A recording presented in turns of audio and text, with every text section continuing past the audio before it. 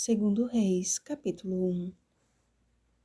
Mas o anjo do Senhor disse a Elias, o tesbita: Dispõe-te e sobe para te encontrares com os mensageiros do rei de Samaria, e dize-lhes: Porventura não há Deus em Israel, para irdes consultar Baal-zebube, Deus de Ecrom? Versículo 3. O segundo livro dos reis começa com a sucessão do trono de Israel após o reinado de Acabe.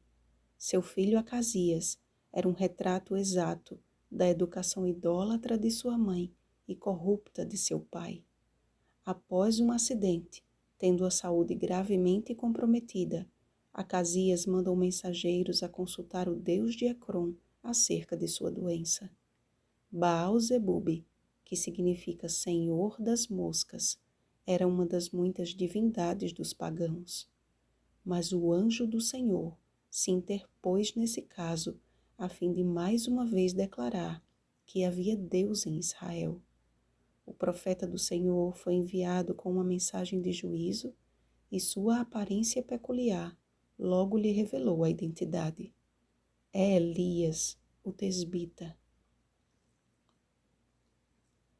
Estando assentado no cimo do monte, Elias observava enquanto o primeiro batalhão de 50 e seu capitão subiam ao seu encontro.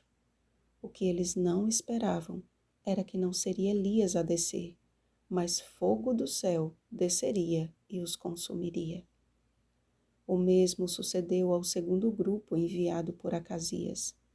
Na terceira vez, porém, houve um capitão que, diferente dos demais, verdadeiramente soube reconhecer que estava diante de um homem de Deus.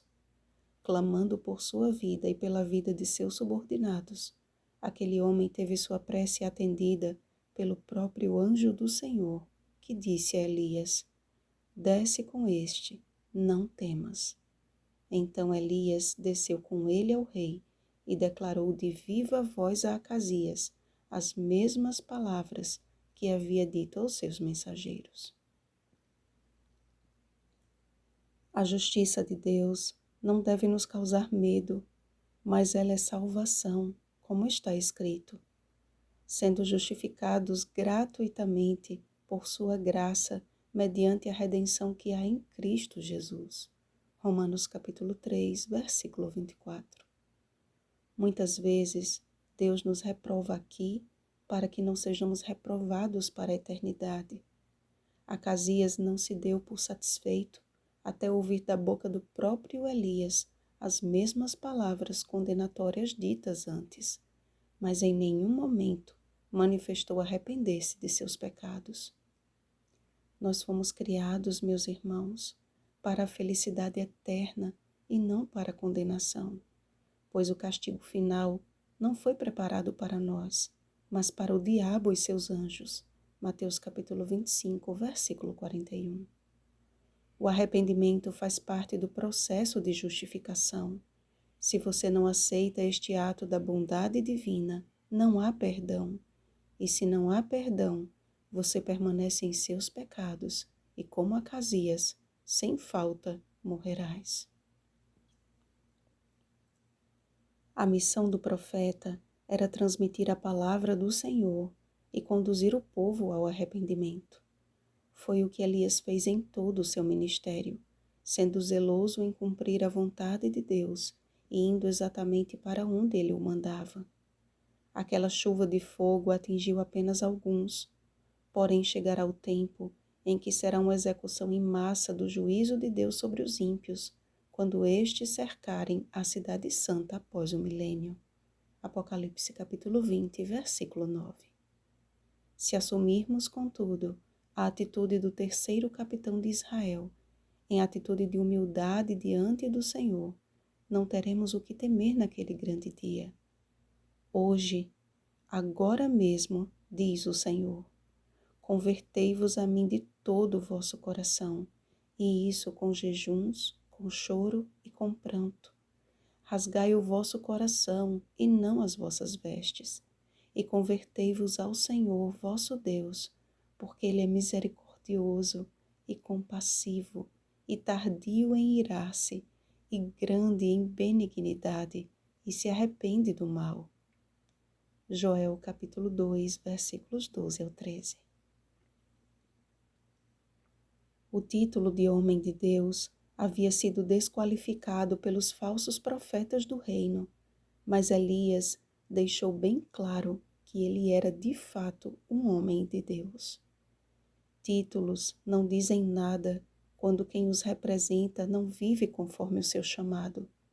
Somos portadores de uma mensagem solene e urgente, amados, que, se vivida, o mundo reconhecerá em nossas palavras e ações. É Elias. Será que o nosso nome, aparência e atitudes têm sido uma inconfundível declaração de que somos homens e mulheres de Deus? Como Elias, precisamos subir ao mais alto lugar do Monte da Comunhão, a fim de descermos de lá com o poder e a autoridade dadas pelo céu para realizarmos as obras de Deus e apressarmos o retorno do nosso Senhor e Salvador Jesus Cristo. Muitos podem até ignorar a palavra profética, mas não podem evitar que ela se cumpra.